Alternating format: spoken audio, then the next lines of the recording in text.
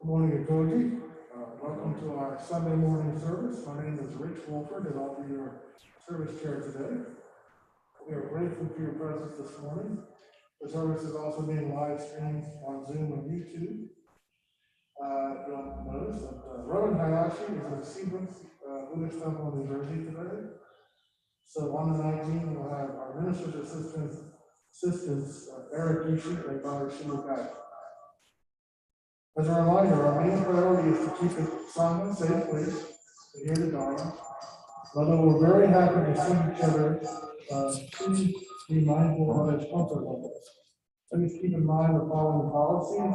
Keep your masks on at all times. Be mindful of social distancing.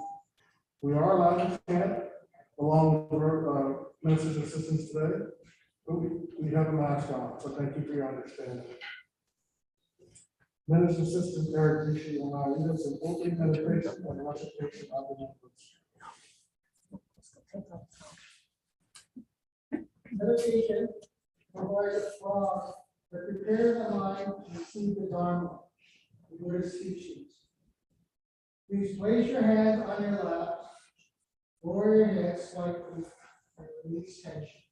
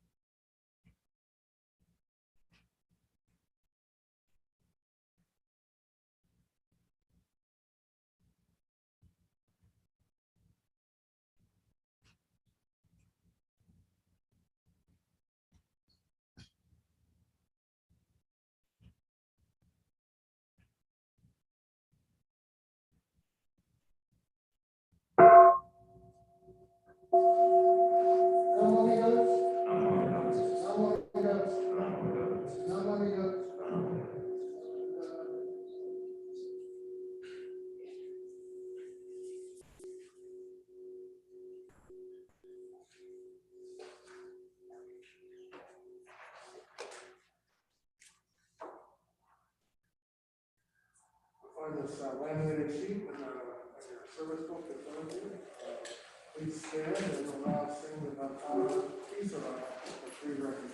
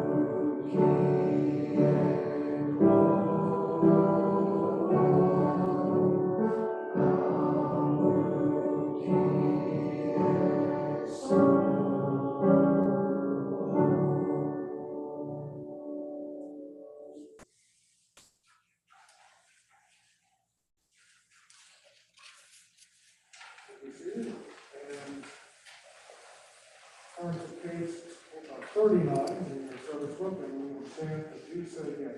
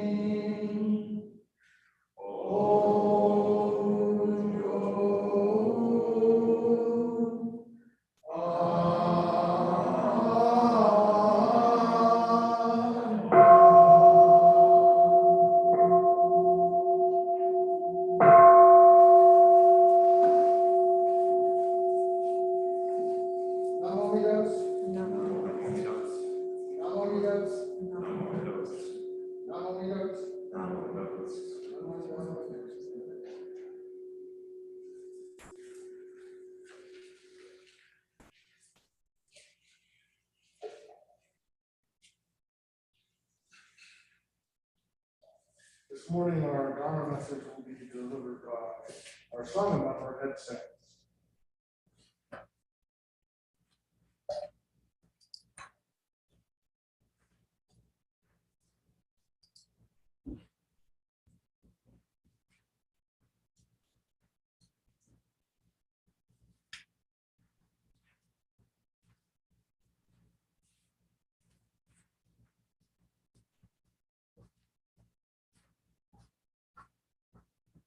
Please join me in Dasha.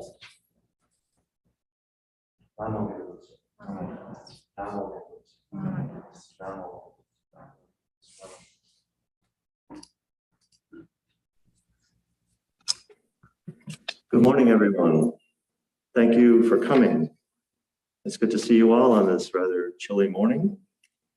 I'd like to begin with a quote from our founder, Shinran Shonin, and this is noted in the collected works of Shinran.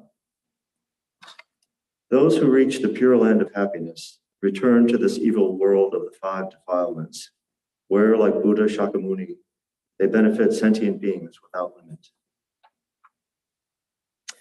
Reverend Hayashi asked me to give the Dharma talk today And once I came out of crisis mode from the request, I was left with the task of actually coming up with a topic or a theme.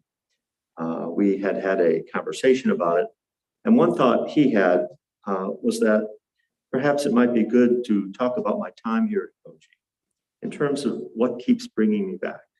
I thought, easy, but then maybe not so easy.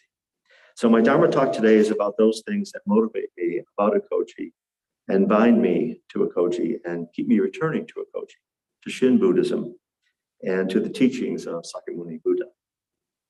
I'll couch these thoughts kind of randomly, and let's say they are simply musings and reflections on my time here while in the waters of Buddhism and Shin Buddhism. Not about anything too dramatic, kind of like Seinfeld, a show about nothing. So a Dharma talk about nothing, which might be a good subject, actually. So let's just call it unstructured. And so it was last Sunday, I found myself still having made little progress as I was ensconced in the details of the virtual annual Sangha meeting, watching it from my living room. But little by little, listening to the reports, the plans, the events of last year, now almost 2 years it has gone on, this pandemic, a feeling of profound gratitude enveloped me. Ekoji operates like many religious organizations do, according to the 90-10 rule. And that is that 10% of the people in the organization do 90% of the work, the day-to-day stuff, the nitty-gritty, so to speak. And we're no different. But this last 22 months has had a weighted, catastrophic difference to it due to the pandemic. And as I listened, heard, and watched the reality of all the hard work that the board of directors, the trustees, the various committee members have done, it hit me, and a sense of profound, deep gratitude and heartwarming gratitude enveloped me. How thankful I became for all of the gut-wrenching, detailed, innovative, browbeating, and professional work that has been accomplished. I know I had my eyes open yet again, realizing that it has not been an easy year for any of those individuals. And so thank you. In deep gratitude to all those who have kept the temple afloat in many seen and unseen ways in the past 22 months. One wonderful job you have all done. And thank you to all those who will continue this work, and to the new board members. Thank you. Which brings me to the first of my reflections: gratitude, gratefulness, thankfulness.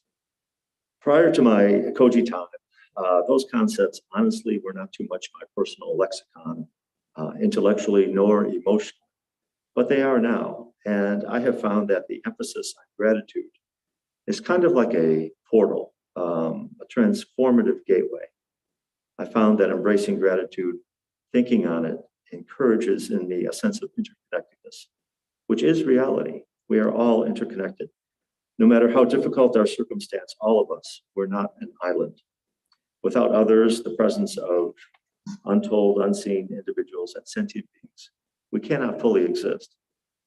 It's reality. And musingly, I found that when I meditate on gratitude, only good feelings arise. And almost always a sense of peace registers and begins to permeate me. So I come back to be reminded again and again that this is good practice. Another reflection, and this has to do with the process of being a Buddhist. When I first started attending about a dozen years ago, some like Mark Laval and Gordon Vermont, some of you don't know him, but he was a longtime Sangha member and president of the board of directors, as well as the president of the Buddhist Churches of America for a time. Gordon and Mark would get up at the end of the service during our famous Ekoji announcement time, which I do miss very much. And they would make a statement directed to newcomers. And just generally, they would say, if you're new, if you're encountering the Dharma for the first time, be patient, give it time, stick with it. This is not an easy thing. And coincidentally, that's what the Buddha said about his teachings. He said that they are the truth, profound, difficult to see, abstruse, calming, subtle, and not attainable through mere sophisticated logic. Not an easy path. Those words of Mark and Gordon remind me to this day that there is no completion date or use by date for being a Buddhist. It's about living and coping with living, with the human condition. Their statements were compassionate for those newly engaging in the path. And they were wise words. And they kept me coming back. As an aside to that, I have a thing about stating that I'm a Buddhist. That is when I'm asked, are you a Buddhist? Oh, so you're a Buddhist. It isn't my preference to then state, yes, I'm a Buddhist. And the reason is that for me, it kind of infers a sense of completion, as though, well, I've done it, I'm a Buddhist, maybe nothing more to do, I can kind of coast. But my experience as a Shin Buddhist is that the internal work never ends. We follow a path, the teachings. And I feel as though one must accept this process and be patient with it, internalize it for the process that it is. Understanding that Shin Buddhism is a process keeps me coming back. Another reflection that keeps me coming back is that of the richness of the teachings. And for me, this is twofold. One is the vast amount of those teachings, not only of the Buddha, but of Shinran Shonin as well. These two are kind of time-warping, skyscraping libraries of thought, perspective, and insight, but most especially wisdom. And secondly, the richness of the content of the vast Buddhist teachings. Let's just say that my nightstand is kind of overstocked and I'm behind on my list. And on this, the temple is our portal to those teachings, to the vast number of resources available to us and to each other, a place where we can learn and experience the content together. Something always motivates me when I come here, something. When I come here and listen, it brings me back.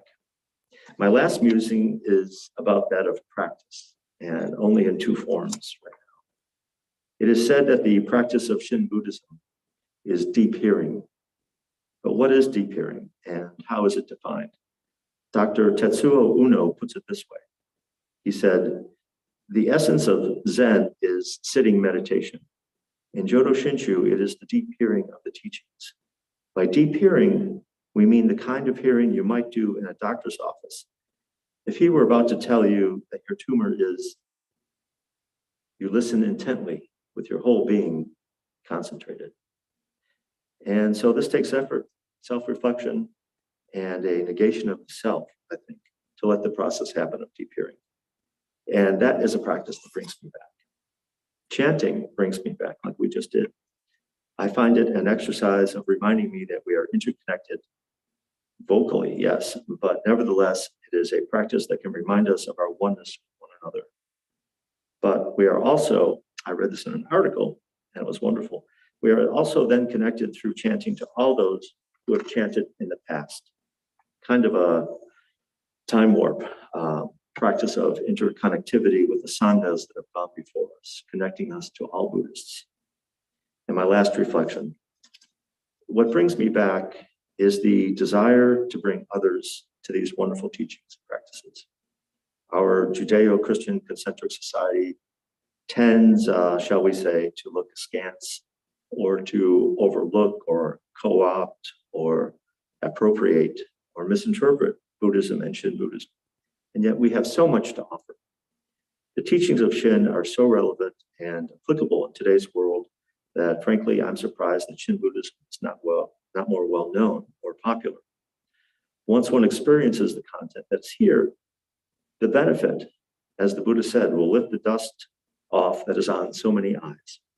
So I keep on returning, hoping to make it a good experience for others to encounter the Dharma. As an addendum, or rather a confession, I keep coming back also for the food. I miss our potlucks so much. Hopefully we'll have one in the near future. And so I'd like to end with a reading. This is from the book Jodo Shinshu, a guide.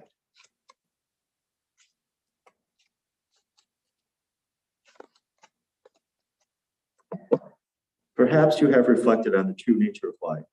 Many people may choose to believe that they generally enjoy life and live it in a positive way. However, if we think about it deeply, like Sakyamuni Buddha, we may notice that life is simply an endless round of birth, suffering, and death. and that most of us are simply engaged in a futile struggle not to die. Whatever our lifespan, we can choose either to resign ourselves to existing in the shadow of these inevitable truths, or enjoy our lives to the fullest, with the confidence instilled by knowing the teaching of the Buddha. This is an existence enhanced by the brilliance of limitless life, in which death is merely a rite of passage. Like Sakyamuni Buddha and Shinran Shonin, each of us can follow the way of reality. Please join me in Gassho. Namo Amida Butsu. Namo Amida Butsu. Namo Amida Butsu. Namo. Namo.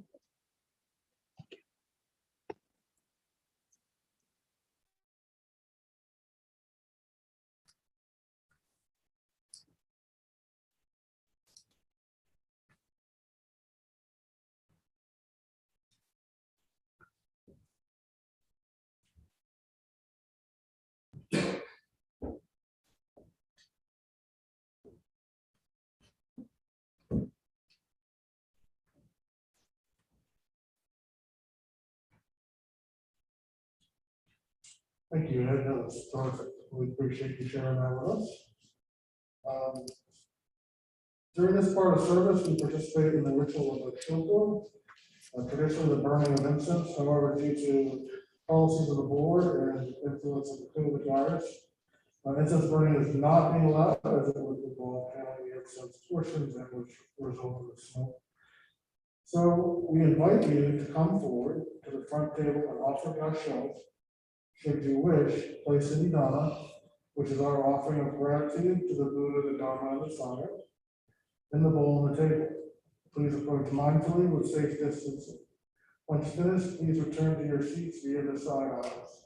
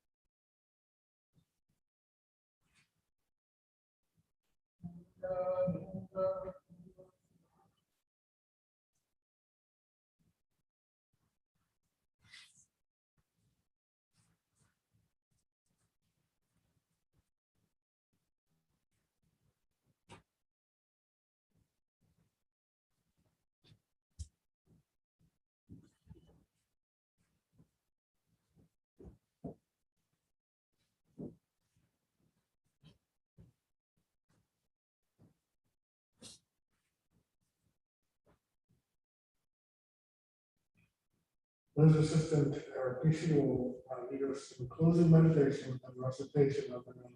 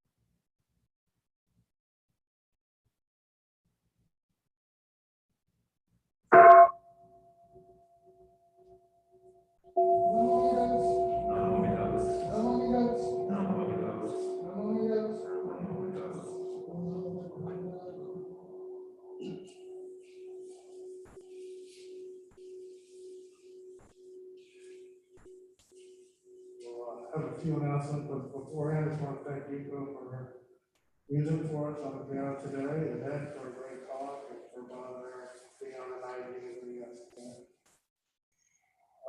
We're all welcome to participate in the Dharma discussion group immediately following service. Just pull your chairs around the computer station there and participate in the Zoom call. Our Buddhist movement discussion group meets today at 2 p.m. in the Ekoji Zoom room to talk about the documentary When My Time Comes. Our in-person meditation group convenes Thursday evenings at 7:30 p.m. in the Hondo here. Newcomers are encouraged to arrive early for some additional instructions. And your 2022 Board of Directors will take their oath on Sunday, December 5th, following our Sunday service. So please save the date and join us in person or online to show your support and love of our new board members. We'll have to move that ship. No more votes. No more votes. No more votes. No more votes.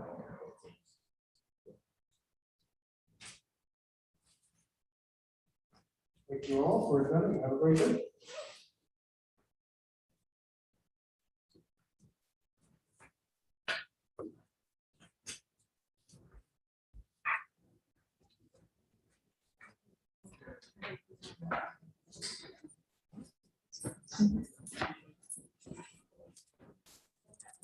Hi, everyone. Thank you all for attending. Have a great day.